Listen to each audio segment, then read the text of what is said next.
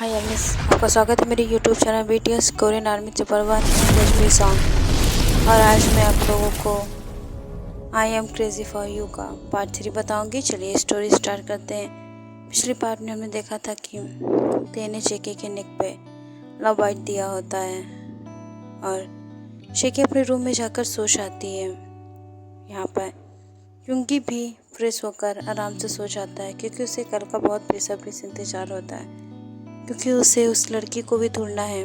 आखिर उसके भाई को वो यहाँ मिली कैसे। और बहुत ज़्यादा ही सिचुएशन अब उसे अपने तरफ खींच रही थी। वो बहुत ज़्यादा एक्साइटेड हो रहा था। यहाँ पर ते भी ये सोच रहा था कि आखिर एक गांव की लड़की उसे किस तरीके से अपने चंगुल में फंसा सकती है।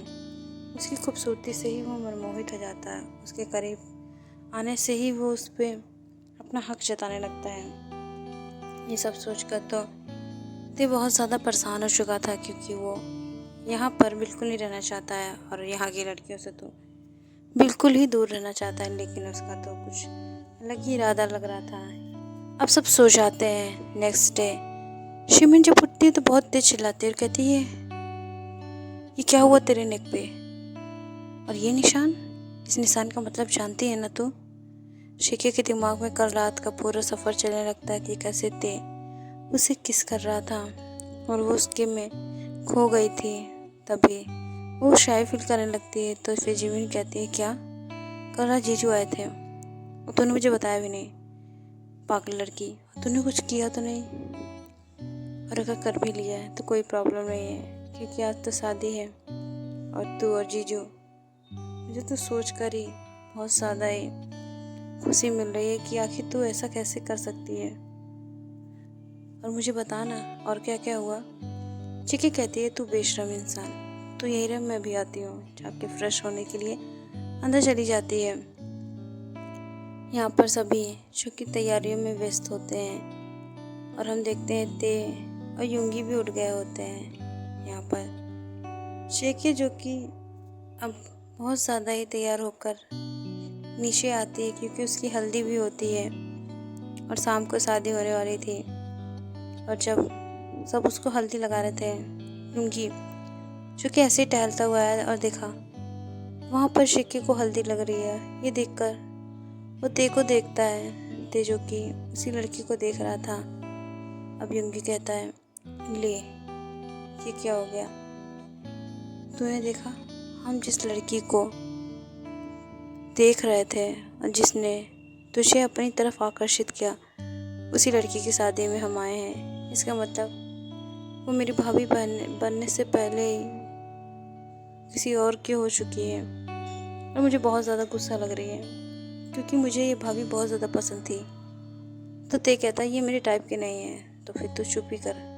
तभी युंगी कहता है कि वो तो मुझे दिख ही रहा है कौन किसके टाइप का नहीं है। और यहाँ पर ते वहाँ से चला जाता है और जिमिन शो की ते को बहुत ज़्यादा ही प्यार से हल्दी लगाती है। ते की सौतेली मॉम यहाँ पे उसका पीछा नहीं छोड़कर कहती, कल मुही जल्दी से जाती क्यों नहीं? और इसी तरीके से वो बहुत ज़्यादा ही अब खुश होती है और शादी का वक्त आ जाता है। शुकी अब हल्दी उल्दी छुड़ाकर नहाकर तैयार होने लगती है, क्योंकि शाम को उसकी शादी होती है। और यहाँ पर हम देखते हैं कि वो तैयार हो रही थी और उसकी सौतेली मॉम किसी से बात कर रही थी कि शिकी के डैड सुन लेते हैं। यहाँ पर बाराती भी आ गए थे। तो फिर अब शिकी की सौतेली मॉम कहती हैं, चलिए चलिए बाराती आ गए। वो तो पहले घबरा जाती है कि शायद इन्होंने कुछ सुन लिया है, फिर इग्नोर कर देती है और ऐसे ही तैयारियों में लग जाती है। यहाँ पर सभी मंडप के पास आ जाते हैं। शादी शुरू होने वाली थी, तभी शिकी के डैड आते हैं और कहते हैं कि ये शादी नहीं होगी। तो फिर अब शिकी का ससुर कहता है, क्यों नहीं होगी? तो फिर ते के डैड कहते हैं, मैंने कह दिया नहीं होगी तो नहीं होगी, और अगर आपने ज़्यादा कुछ बोला तो मैं आपकी सच्चाई यहीं सबके सामने खोलना शुरू करूँगा, वरना आप अपने बेटे को लेकर यहाँ पर दफ़ा हो जाइए। अब वो आदमी वहाँ से रफू चक्कर हो जाता है, क्योंकि उसे भी अब डर लग रहा था कि शायद इसे कुछ ना कुछ तो पता है। यहाँ पर हम देखते हैं कि ते जो कि कुछ नहीं बोलता और वहाँ खड़ा होता है।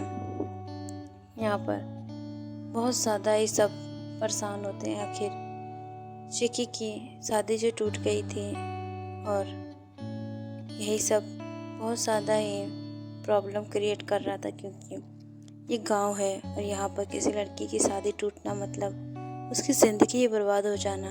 अब तो शिकी की मॉम को एक चांस मिल जाता और कहती है कल मुही बचपन में अपनी माँ को खा गई पैदा होते ही, अब इसने अपने हस्बैंड को भी भगा दिया, इसका तो रिश्ता ही कहीं नहीं हो सकता, ये तो एक नंबर की डायन है डायन।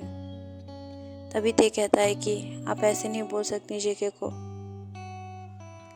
वो उसकी कोई गलती नहीं है और अगर अंकल ने उससे मना किया तो इसका मतलब कोई ना कोई बात होगी, वरना जेके बहुत ज़्यादा अच्छी है।